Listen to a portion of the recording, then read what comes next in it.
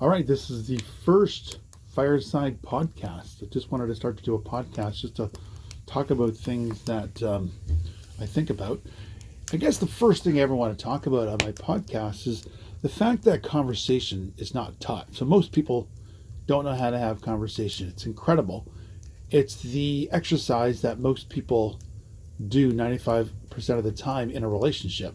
So all relationships are comprised of conversations, whether it's a work relationship, a romantic relationship, a friendship, any relationship is comprised of conversation. So it's incredible that it's not taught.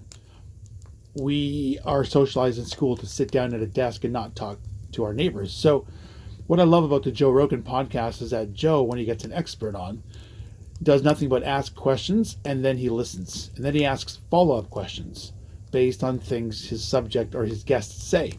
So it's incredible how many conversations I've been in where I'm an expert on a particular experience or an insight that I've had based on experience, and that I've only got 5 to 10 seconds to get the point out before I'm cut off, run over, or there's a digression, or the other person in the conversation has to then jump in and offer their perspective.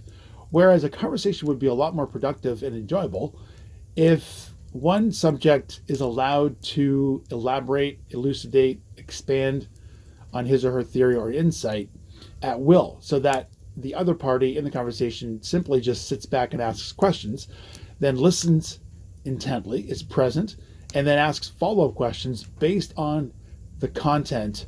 If that person says something interesting or intriguing, the other person that's listening should just log that mentally and come back to that later and tell me more about that. But I can't tell you how many conversations that I've had in my life that have been unsatisfying because I've not been allowed to elaborate. And that's why oftentimes I prefer to just be alone or write, because writing is uninhibited monologue where you get to just expand on a theory or an insight at will. For pages and pages, and that's why writers write. It's basically thinking on paper, and that's the importance of writing, is that you come up with your own insights and truths without interruption, and that you can unfold your thoughts from the surface of your mind and get deeper by, once you get a thought down on paper, the next line follows that, and on and on. You can just continue to unfold like the onion and pull apart your initial thought that you think about all the time. But writing allows you to get past those surface thoughts to deeper truths. It actually makes you a more interesting conversationalist because you've come up with insights from your writing. And the writing is the deeper thinking. It's basically talking to yourself. It's having your own kind of conversation, which is why dialogue writers are phenomenal people. So people that write scripts or novels, because they force themselves to get into the character of two people talking and can convince you of each character's point of view, especially when it's a legal scene in a courtroom.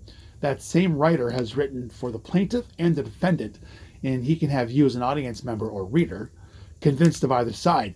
And that's because the writer has stepped into the shoes of both the plaintiff and the defendant and really sees things from 2 points of view, if not more, because then every witness that takes the stand, etc. So writing is a healthy exercise, but that's a separate podcast. Conversation would be a lot more satisfying if people were trained and taught how to ask questions, and oftentimes personal questions of people's lives, either their present or their past. I mean, our entire life is the past up until that moment. So asking people even just about their history. Tell me what it was like in your life when you were 17. Did you have any interesting part-time jobs when you were 20, 22? Tell me about your upbringing, and then listen and ask follow-up questions.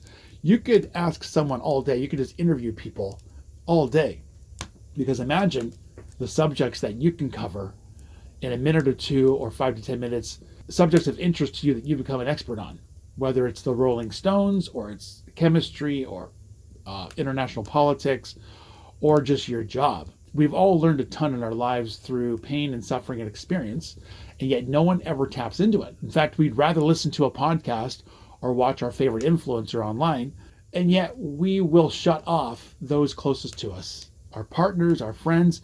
We won't give them the same time and attention that we do our favorite celebrities and influencers and podcasters, which is really unfortunate, and it's missed opportunities. because everyone's an expert on at least one thing, if not multiple things, and they're definitely an expert on their own lives. So we miss out every day in our relationships on learning from the people closest to us. Everyone closest to us should be an influencer, should be considered or perceived an expert on a ton of topics. We just need to tap into it by asking quote unquote personal questions. I always tell people, if what I'm asking is too personal, just tell me. You don't have to answer my questions. But I'd rather ask those questions, hear people out, and then I gain and grow as a result. And if they turn the favor around and allow me to sort of go on a rant or a monologue about something without interjecting, then we can both gain and grow together. That's why I oftentimes find discussions about religion or politics unsatisfying, because people have opinions and views. So you want to get your conversation out of the arena of views and opinions and into the arena of experience, because then there's no debate. So I would ask you about your trip to Mexico, your 6 weeks in Mexico. Now tell me all about it. Day 1, day 2, day 3. Then I'm not disagreeing with you. I can't. You're just experience sharing. So try to get into conversations with friends and family, coworkers, etc., about their experiences, because then they get to share, make a presentation, and they can either entertain you through humor or through pain and suffering, and they might need just a sounding board, right?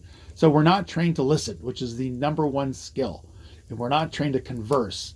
In school, when you think about it, 13 years, we're socialized and conditioned to sit down and not talk to neighbors, but just sit and listen to a teacher, which is oftentimes so boring that we stop listening. We start daydreaming. So conversation is something that needs to be taught. It's incredible that it hasn't been. We're in 2024. No one has ever gone through a conversation training class or like a listening class, and not just active listening where you're sort of manipulating the other person by repeating back what they're saying to you. I mean, that is effective if it's really subtle, but you don't want to become a counselor, or you don't want to become a job interviewer either. You don't want it to just be this question-answer relationship either. It has to be give and take, back and forth. However, we could benefit a lot if we knew how to ask questions, or we just have the confidence to ask people personal questions, follow-up questions, solicit all the information we can from people, experience-based conversations over politically based conversations, especially because politically based conversations, we don't know everything. So much happens behind the scenes that we're unaware of. So we're really speaking on things that we don't have the full breadth of information at our fingertips. So we're basing our opinions on what we've read or what we've been told. So we don't even have the expertise, and we shouldn't have the confidence to have a strong view of a particular issue if we've not been fully informed of the multiple sides of an issue, because everything is very complex. Therefore, with friends and family, keep it to experiential conversations and sit and be entertained. You don't have to read a book. It's amazing how much attention we'll give to an author. We'll sit and read a book for an hour of an author telling us his or her expertise or telling us how to live in a self-help book. But we won't give that same 60 minutes, straight minutes of attention to a friend or family member. So I encourage you to cultivate your own conversation skills, and it's not rocket science. It's simply asking questions, asking follow-up questions, and really paying attention to those in our lives when we could be paying attention to an influencer or a celebrity. So that's it. We will do more of this because conversation is the basis of every relationship. If we could have a lot more world peace, or a lot less conflict in the world, or a lot less enjoyable interactions socially, if more people understood the principles of conversation and more people exercise the skill of listening, then you would feel valued. You would feel like your experiences are being heard.